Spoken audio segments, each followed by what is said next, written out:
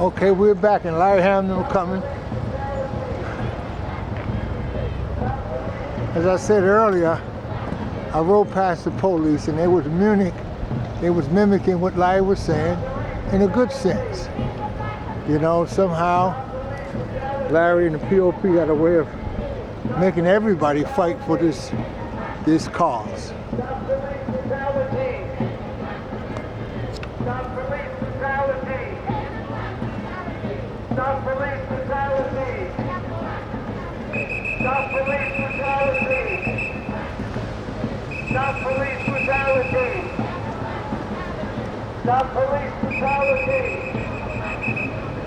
Stop police brutality! Stop police brutality! Stop police brutality! Stop police brutality! Stop police brutality! Stop police brutality! Stop police brutality! Stop police brutality! Stop police brutality! Stop police brutality! Stop police brutality! Stop police brutality! Stop police brutality! No justice! No peace! No justice! No peace! No justice! No peace! No justice! No peace! No justice! No justice!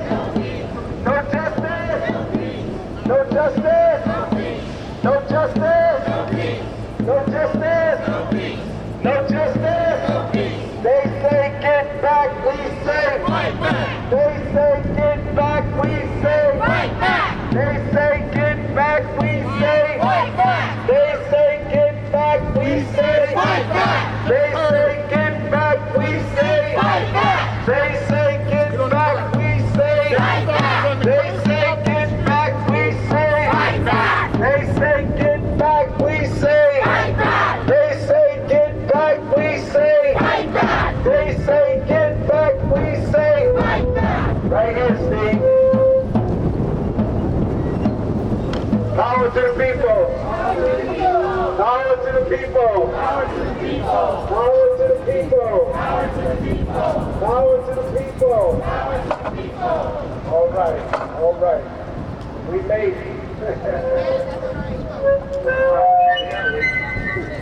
We want to say, first of all, that we're here today. Today is the National Day Against Police Brutality. We're here today with our brothers and sisters from New York City. Give them a big hand. They came over from New York. Oh, all right. And we're glad that they made it over here with us. Yes, indeed. And we're going to hear from everybody we need to hear from today. We come here to the federal building because the federal building is the office of the United States Attorney for New Jersey. And we come here because we demand that the United States Attorney launch civil rights investigations. No, we need that one here. Steve, we need that one here. Here. This is the theme of the day. Steve, can you hold it up? Can you hold it up? Thank you. And somebody come give Steve some relief when he gets tired. You good? All right. All right. So we come here to the federal building because this is the office of the United States Attorney. And we've been demanding that the U.S. Attorney for New Jersey launch investigations into a number of the cases that we have here in New Jersey. The case of Corley, the case of Bernard Placide, the case of Andrew Washington, the case of Carl Dorsey, the case of Jerome Reed. We gave them a whole list. Honk your horns for justice. Honk those horns. That's right. So the first, we're going to do a kind of alternate. We're going to hear from New Jersey and then New York, New Jersey, New York, till we get through. I understand there are 6 families represented here from New York today. So the first person I'm going to call on for today is Valerie Dale. Give Valerie a big hand. Where Valerie at? Where's she at? Oh, come around.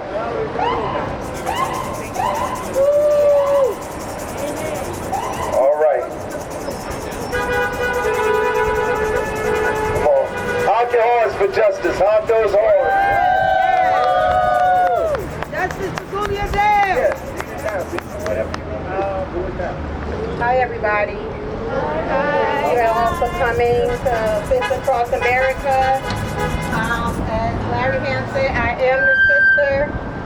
am the sister of Major Julia Dale III. He was an Army veteran. He served his country for over 42 years with admirable military service, both active duty, reserve, National Guard. And the year he was murdered in 2021, he worked at the Joint Chief of Staff at the Pentagon of the United States. He worked honorably with the agency's Human Resource Director and senior leaders to identify and address barriers to equal employment. But on July 4, 2021, my brother was not awarded any equal treatment by New Jersey police officers Garrett Armstrong, I'm going to call their names, and Stephen Neidel, and the unnamed officer, and the dispatcher. Fireworks played a tremendous part that day for my brother. He was struggling with PTSD. And calling 911 seemed to be a really, really bad mistake that day. The dispatcher called out on the radio that there was a black male. How did he know my brother was black?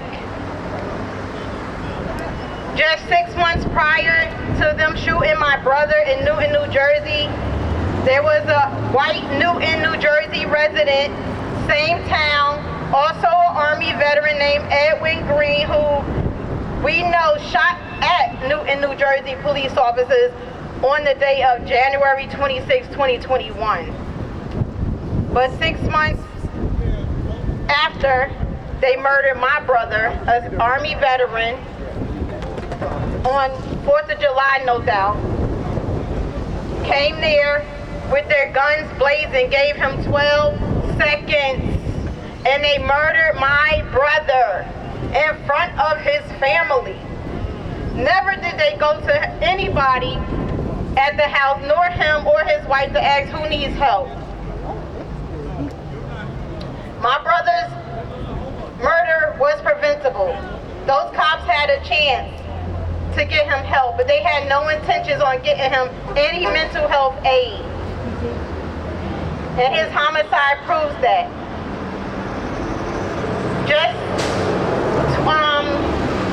It was in 2023, the case went to grand jury, and the officers got off, no bill.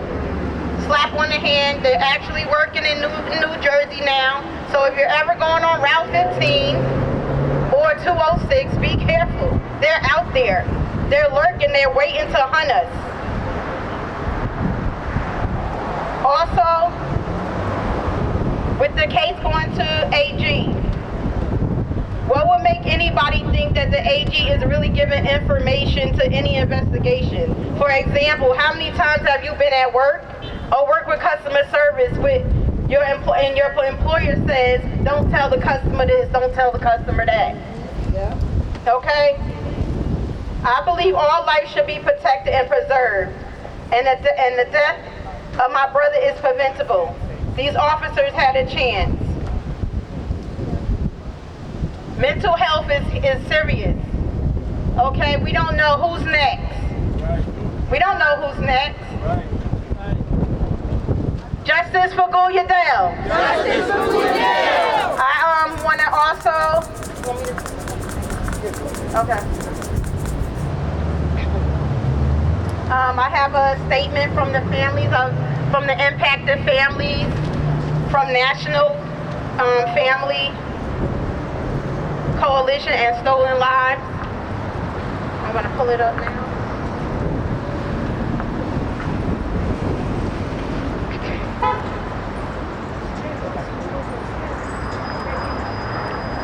a statement from impacted families. As families of police murder victims, we have been thrust into a fight that we never asked to be a part of. But we will not stand by and let our loved ones' cases be kept in the dark.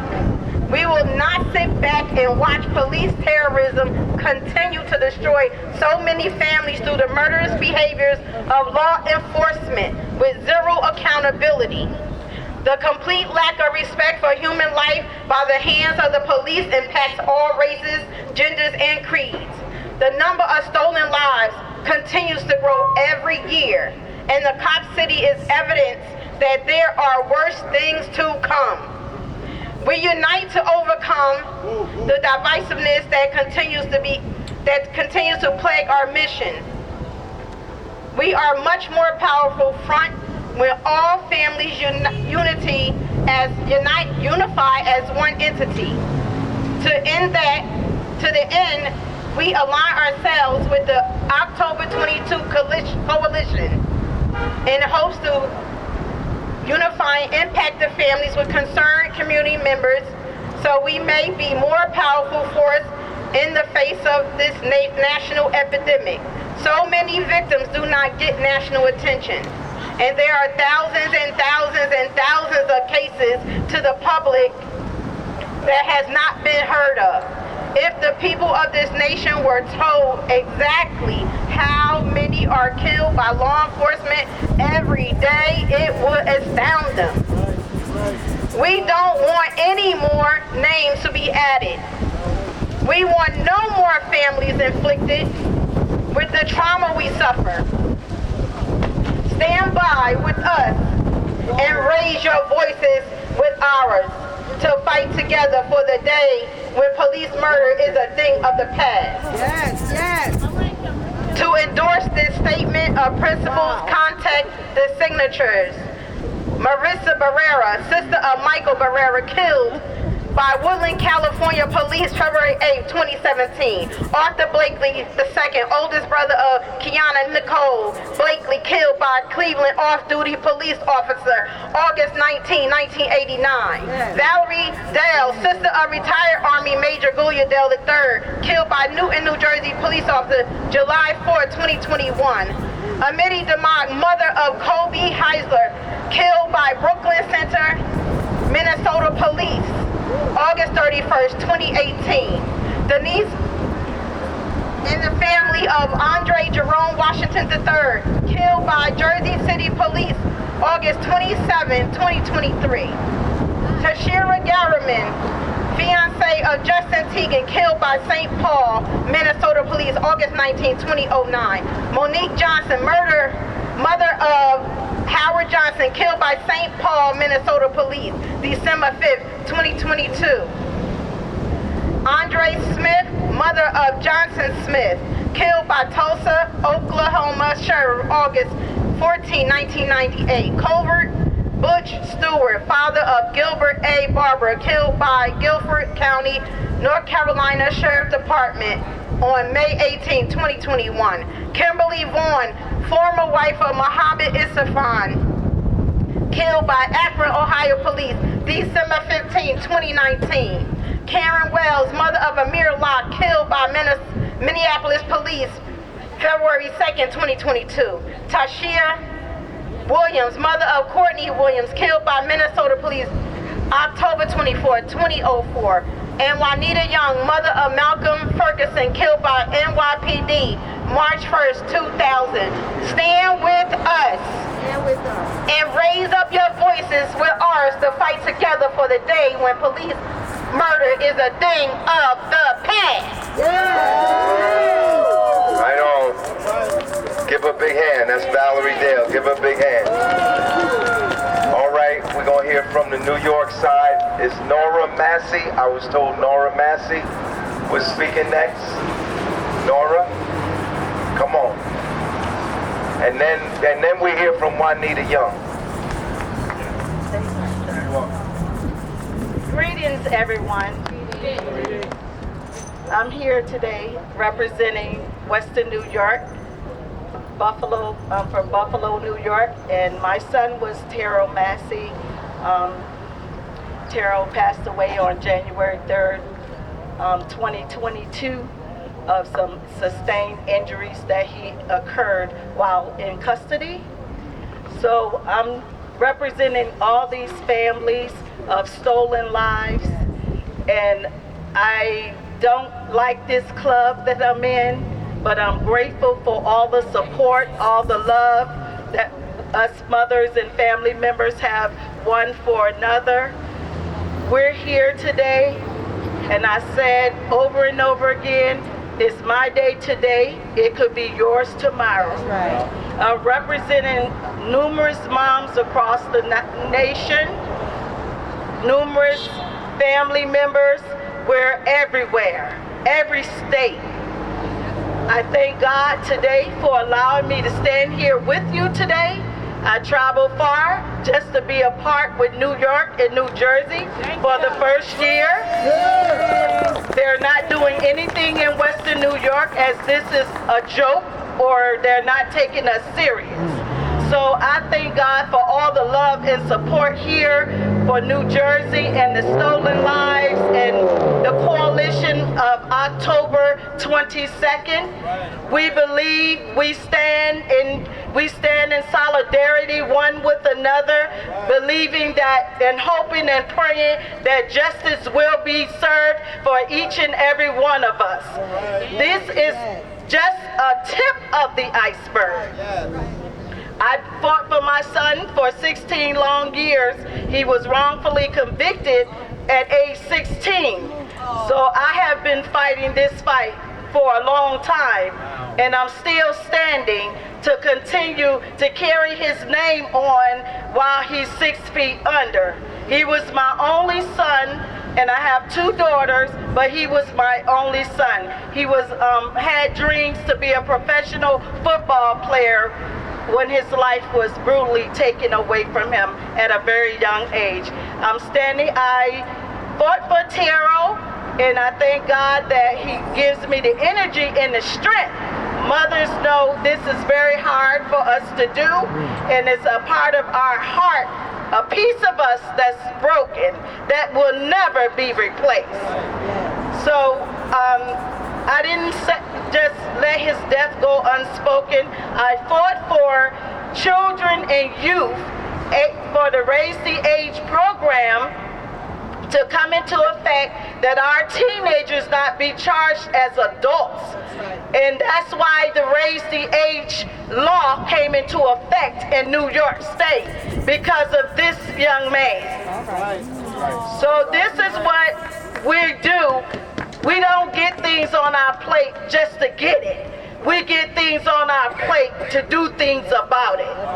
And that's why God continue and allow us in our right state of mind to continue this fight. We're not disrespecting anyone. We don't hate anyone.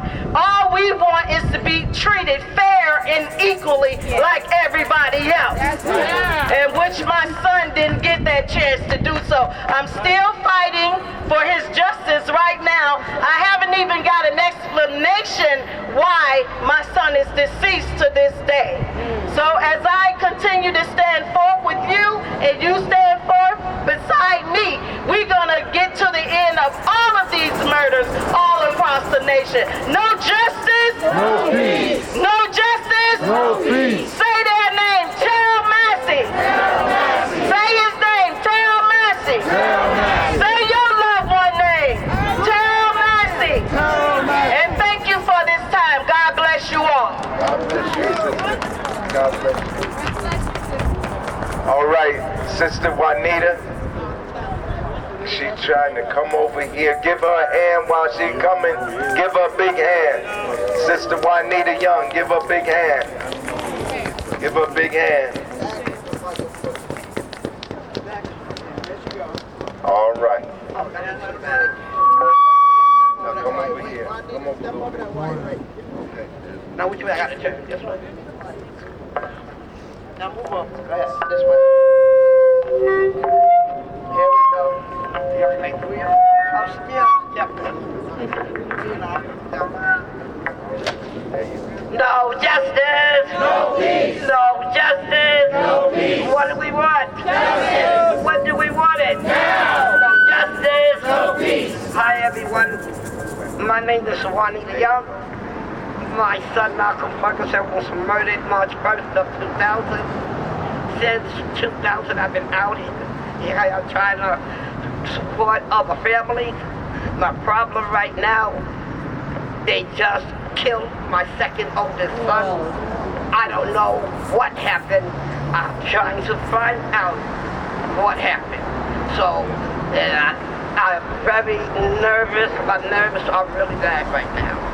But this is something I had to do and come out and support October 22nd across the stolen line my son is part of.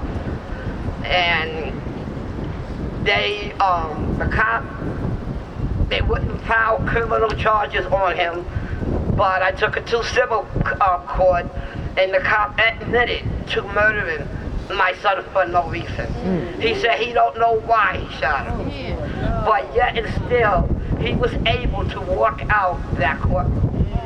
My lawyer told the district attorney, why you won't be open this case? He says, you know how Wanita is. You damn right you know how I is. I'm not going to stop. Right. But yet and still, we trying. We are trying. I got several ways I'm going to work on what I'm going to do for Malcolm. But I've been distracted now by trying to find out what happened to my oldest son. But so many of us are in so much pain from what these cops do to the mothers. It's enough we can give pain and give birth to our kids. Now look at the pain we have. That pain we live with until we die. Labor pain goes away. This pain never goes away. And then you got people slamming doors in your face because you want the truth to be told. They don't believe in, oh, you should have raised your child better. Say what? It's not what the police did. It's what your son did. What did he do? Your cop admitted to shooting my son for no reason. The DA decided, oh, he shouldn't have went for his gun. I said, show me the fingerprints on the gun. He had to take it out because I knew my son didn't go for no cop's gun. But look at all these cases out here. Nora, who is fighting hard, the mother who just spoke, where she keeps getting doors slammed in her face. We be out there trying to help somebody to pay attention to helping this mother. The next mother that says she's not coming up, Joanne. Her son was killed in the Bronx. Joanne. Let's move it. Thank you. Hello. I'm the mother of Corley Mickens. And at the time I had just moved to the Bronx in 2007, and my son, he was murdered in Harlem, in Manhattan, or Harlem, 2007, and I didn't know what was going on. I just got a phone call from family members that I should get down there because they think it might be my son being shot up by police. So I did the best that I could by trying to get out the house. And when I did get to Harlem, it was so crowded out there by Harlem Hospital.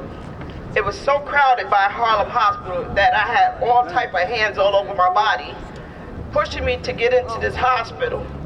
When I got to the hospital, the nurses were saying that they hoped that I had got there sooner to get his clothes and everything else that, you know, for evidence that what they done to him, but only thing I received was an earring from him, and they didn't even want me to go upstairs to the OR, but they allowed me to get past, so we went up there.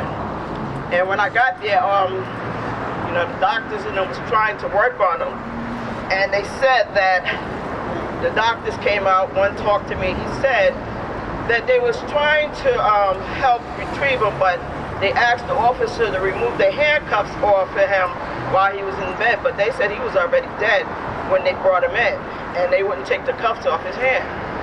And then when I asked to let me see my son, and the doctors, you know, they felt really bad about what they said, the way he came in. They said because the way they brought him in, he was already dead. He was completely drained. And they did everything in their power to try to bring my son back to life. Give her a hand. Give her a hand. Give her a hand. Next, I'm going to ask Mike Scott. He came all the way up here from Atlantic City. Give him a big hand. He's representing the Steve Young and the National Action Network South Jersey chapter. No justice? No peace. No justice? No peace. Now, I'm not coming in a nice way. All right, brother. I'm not. All right. I work for Reverend Al Sharpton. All right. Personally, I founded and the president, Steve Young. I did 20 years for the struggle. I've been to home 12 years. We're not asking for nothing. All right. We demanding. All right. We taking. All right. And we mean what we say. The National Action Network stands with you. And when we say if there's no justice, there will be no peace for them. That's right. And this is what we mean. By any means necessary. That's right. So I want to say to all the mothers, listen to me. We stand with you. We stand beside you. And we are not tolerating no more disrespect.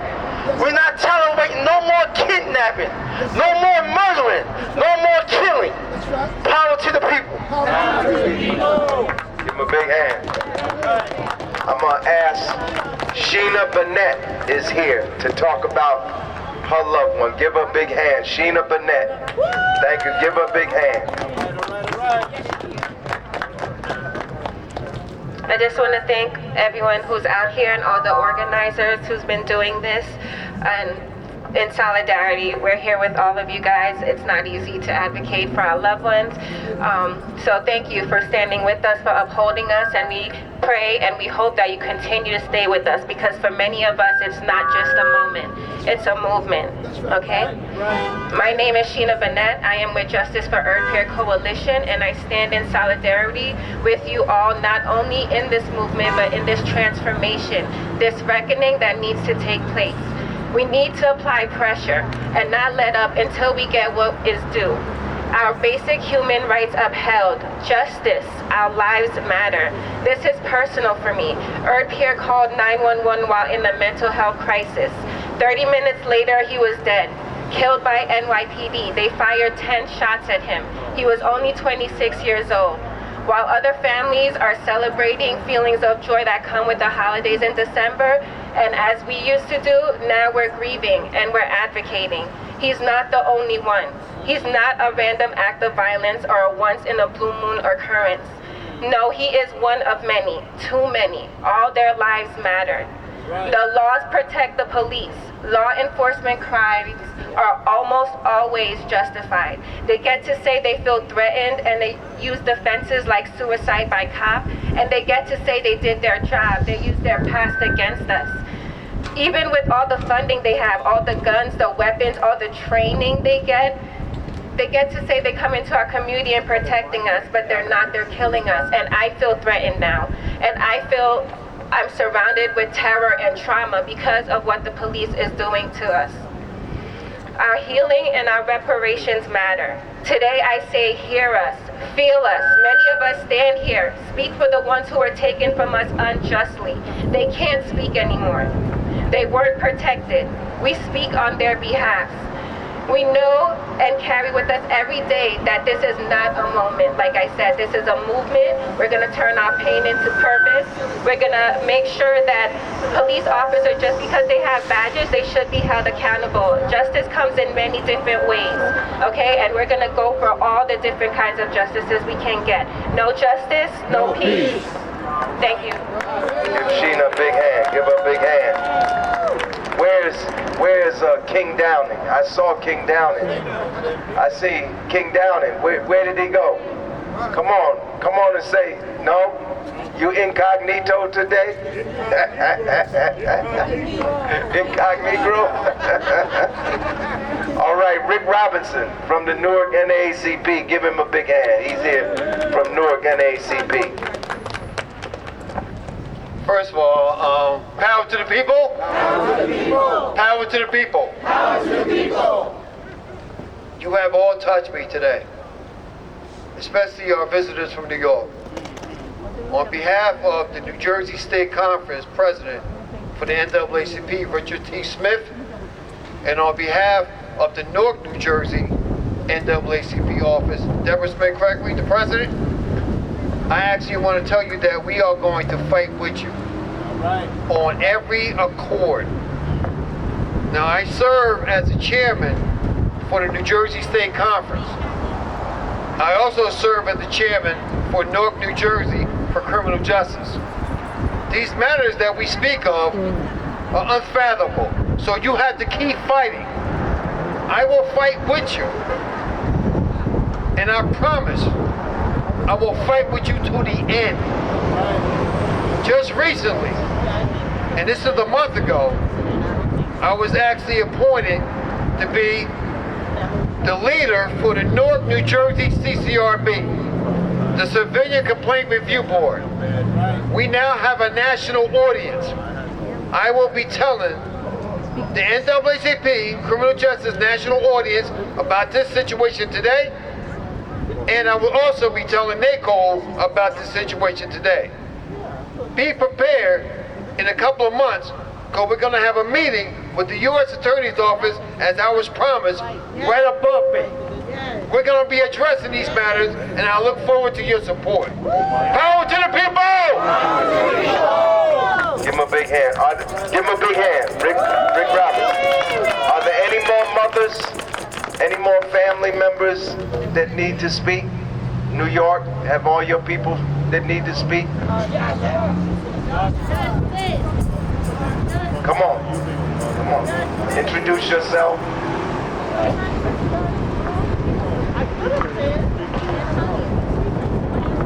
Hi, my name is Sister Shirley, S-I-S-T-A, from Forgotten Borough, Staten Island. Okay? But I'm old school. To the old ones, I am Sister Shirley. To the younger ones, I am Aunt Shirley, Titi Shirley, or Miss Shirley. And even younger yet, Mama Shirley. There you go. Okay? Bottom line is, Eric Gardner, he was not even the first person. We call it a modern day lynching. He wasn't the first person who was modern day lynched on Staten Island. He was the third. He was being targeted by the cops. All he did was sell loosies. He was arrested by them, harassed by them, but this particular day, all he was doing was being out on the block. He was a gentle giant. He had just broken up what do you call this? A fight. And the cops came down there and started harassing him again. And that's why he said it ends today. He had no reason for them to bother him at all, but they did. There were 5 cops there. One of them was a sister. I'm being nice. She was the only one. The rest of them were, you know the word I'm talking about. Cracker asses, there you go. And he came up to him, Pantaleo, and started with him for no reason. None whatsoever. And put him in a chokehold, okay? And took his life away. And he said 11 times, I can't breathe. Murderers! I can't breathe. I can't breathe. I can't breathe. I can't breathe. I can't breathe. I can't breathe. I can't breathe. I can't breathe.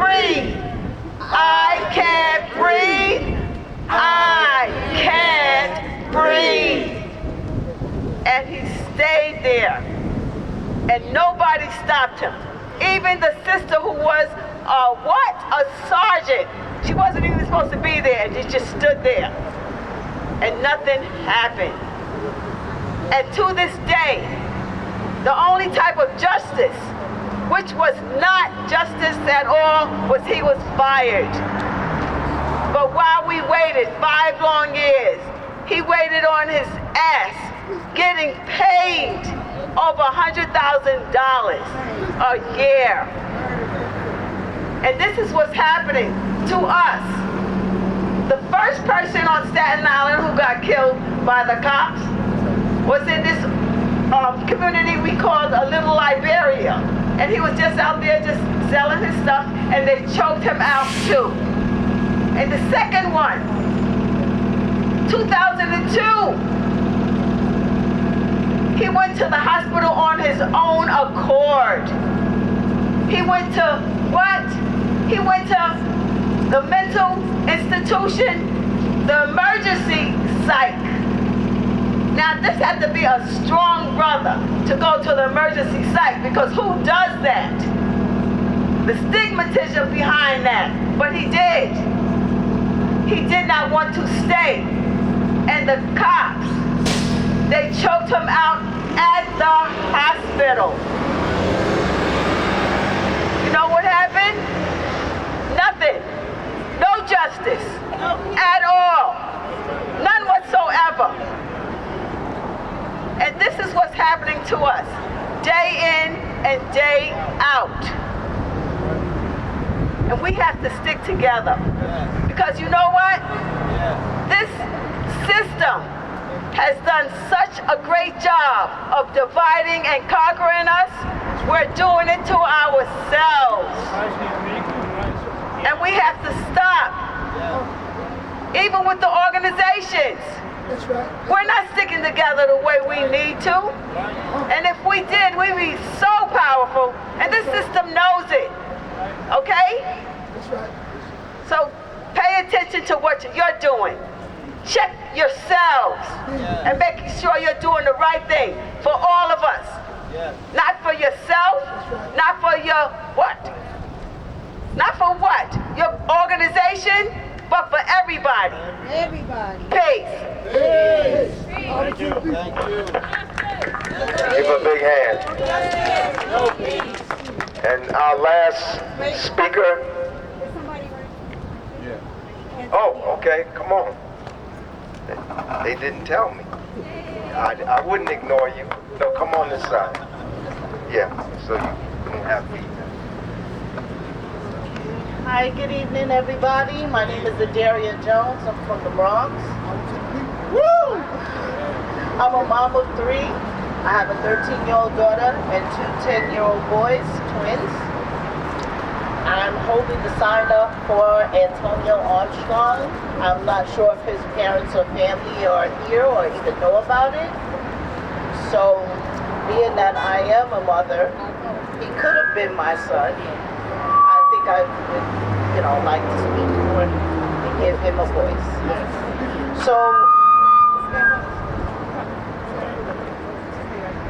So I'm going to read a passage. It's from the leftvoice.org, and it says a little something about him.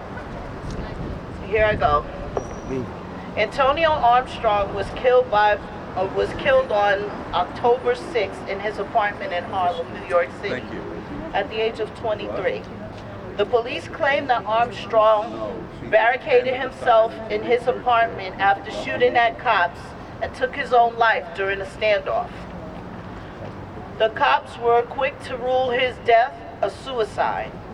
It had been over a month since his death, and his family continues to be denied access to his phone, his body, and the warrant issued on the day of his death. So I just want to give him a voice, give his family a voice, and let somebody, be somebody to speak for him.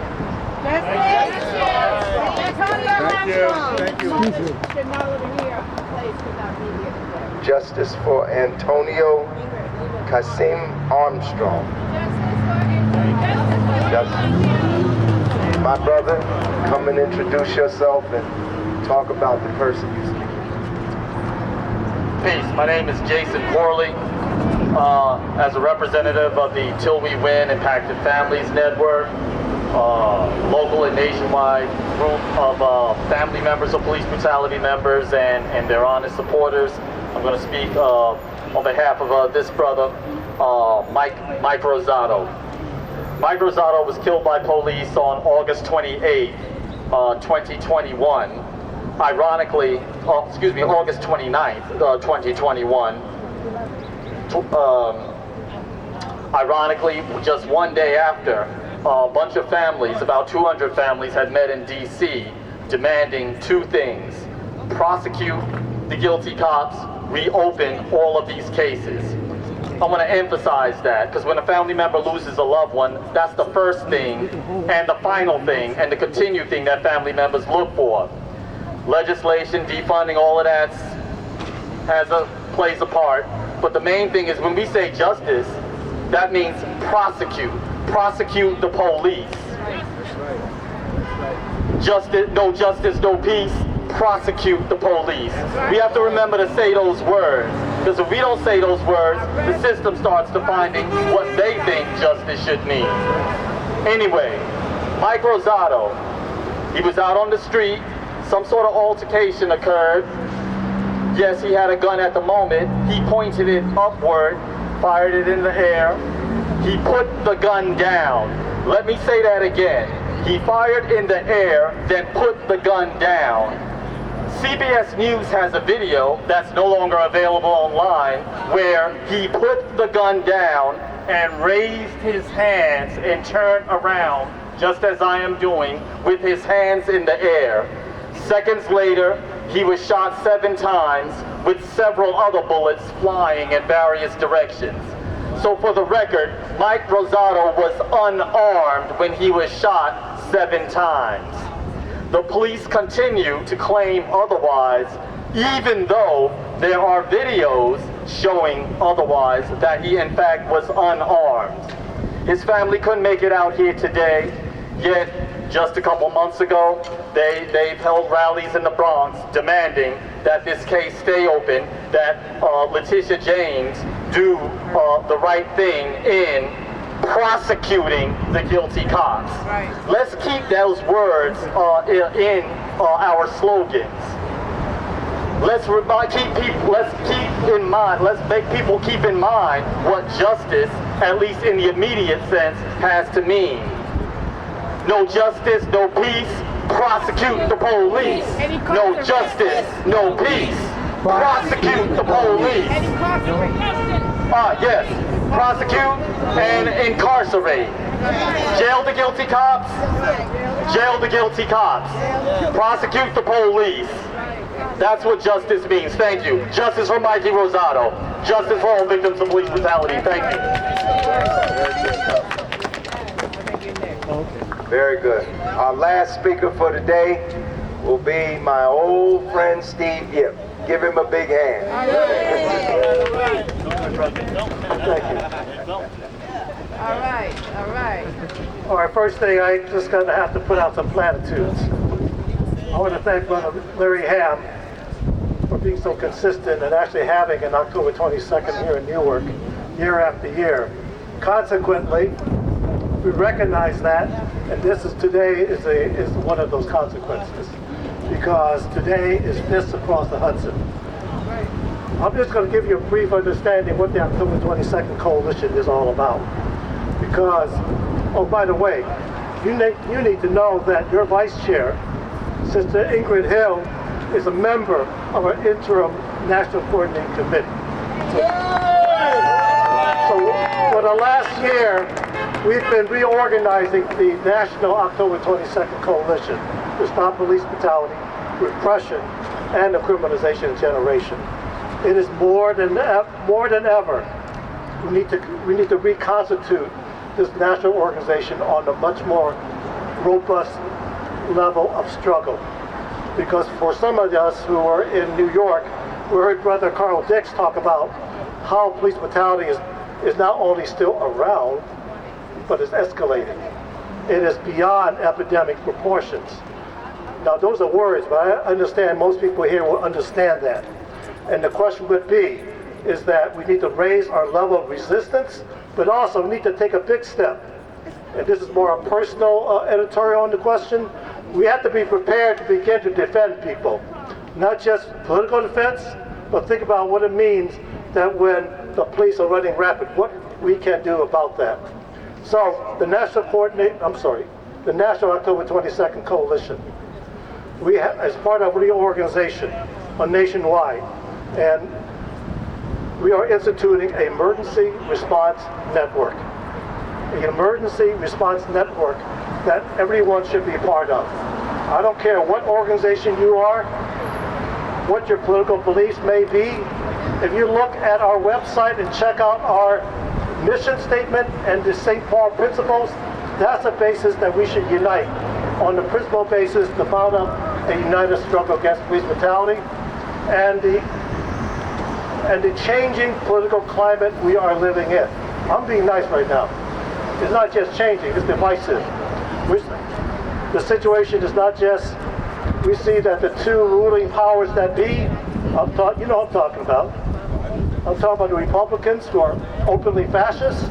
I'm talking about the Democrats who are basically looking for bipartisanship and telling you, we've got to get ready for a world war. A world war that's taking place in Ukraine, against Russia, China, and we see much more a volatile situation developing in the Middle East. That has implications in terms of what we do, in terms of fighting for justice. Did I leave anything out? Okay, I think Kathy is circulating physical copies of the Impacted Family Statement. You should get a copy. Go online to get a copy. There's also a form regarding the Emergency Response Network, be part of the National October 22nd Coalition. And let me end with this. And this is a personal editorial. Let me end with this. Fight the power and transform the people for revolution. Because if we're talking about radical social change that's necessary, then we got to talk about what revolution is. Because as far as I am concerned, it is no longer a theoretical question. It's a question that we have to start taking seriously. Okay, I'll leave it like that. Fight the power, transform the people for revolution. That's right. I want to thank brother. Oh, let me just thank one other brother. I had the privilege of seeing Brother Zaid Muhammad on his way to Jersey City. So Brother Zaid and I go back a long time. Yes. Back in the days when we had the Free Millennium Coalition. So anyway, fight the power, transform the people for revolution. Thank you. Big hand, give a big hand. And we're going to try and end things on a positive note, brothers and sisters. First of all, I want to thank all the folks that came over from New York. Give them a big hand. Give them a big hand. Give Brother Mike Scott that came all the way up from South Jersey. Give him a big hand. Right, and Ingrid just said we're going to take a group picture, so why don't we do that right now? Before everybody come up against the wall. Let's take a group picture. Bring your banners and your posters and everything. Oh, wait. We got one more mother that needs to speak. Merlene Laurence. She's the mother of Bernard Plessy. Give her a big hand, y'all. Give her a big hand. Give her a big hand. Justice for Bernard. Justice for Bernard. All right, go ahead. And the activist from Englewood, New Jersey, Rick Wilby. Thank you so much. Today I know it's a sad day.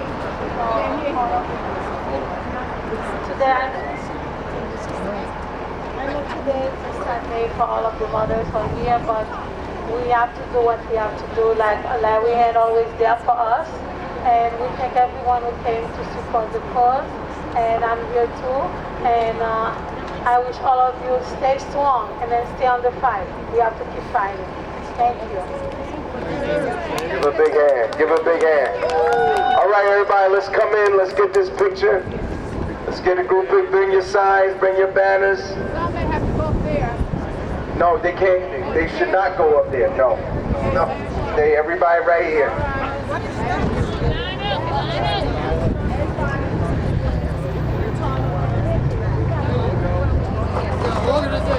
right. To all the folks to the wall,